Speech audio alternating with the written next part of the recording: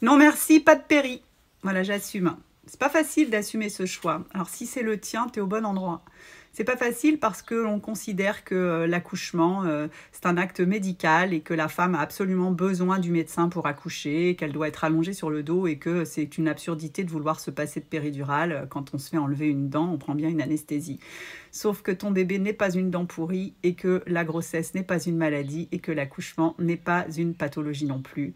Donc, je ne suis pas là pour juger le choix de la péridurale. C'est super la péridurale, je comprends, etc. Mais moi, mon kiff, c'est de donner à un maximum de femmes les cartes de la connaissance qui leur permettront d'aller au bout de leurs souhaits, de mettre leur bébé au monde par elles-mêmes, en pleine puissance, sans médicalisation si c'est possible, et sans anesthésie. On a de la chance en France de disposer d'un suivi médical de grossesse au top et donc on peut aborder son accouchement en sachant que bébé va bien, que maman va bien et que donc par défaut ça va rouler. C'est rare les situations qui partent en cacahuète comme ça dans le respect de la physiologie.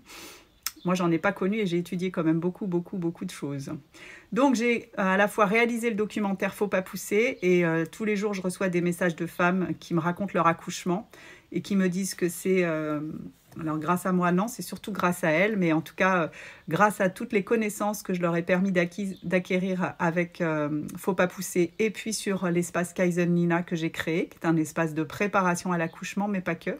Il a vocation à grandir, à s'enrichir chaque semaine et chaque mois sur tout un tas de thématiques, mais donc l'accouchement est le fer de lance. Donc des messages incroyables. Parfois le bébé a quelques heures de vie et les mamans m'envoient un message pour me dire il est né, c'était merveilleux, ça s'est passé vite et bien, c'était super, j'avais confiance en moi parce que je savais que je pouvais le faire. Donc c'est ça, moi, mon travail, c'est de te donner toutes les connaissances nécessaires pour que tu aies confiance en toi. C'est ça, la clé de voûte, c'est la confiance. Pour bien accoucher, il faut être dans les mêmes conditions que pour bien jouir, pour sécréter de l'ocytocine. Donc ne pas se sentir observé, avoir confiance, ne pas être inquiète, débrancher le néocortex, virer toute source de stress. Et actuellement, la manière dont les médias communiquent sur l'accouchement ne va pas vraiment dans ce sens-là. Hein. C'est toujours très alarmiste, très inquiétant et on estime que la femme ne peut pas accoucher sans le médecin, absolument pas. C'est faux, pendant l'accouchement, il n'y a que deux acteurs obligatoires, la mère et le bébé. C'est Michel Audin qui le dit, j'aurais tendance à lui faire confiance.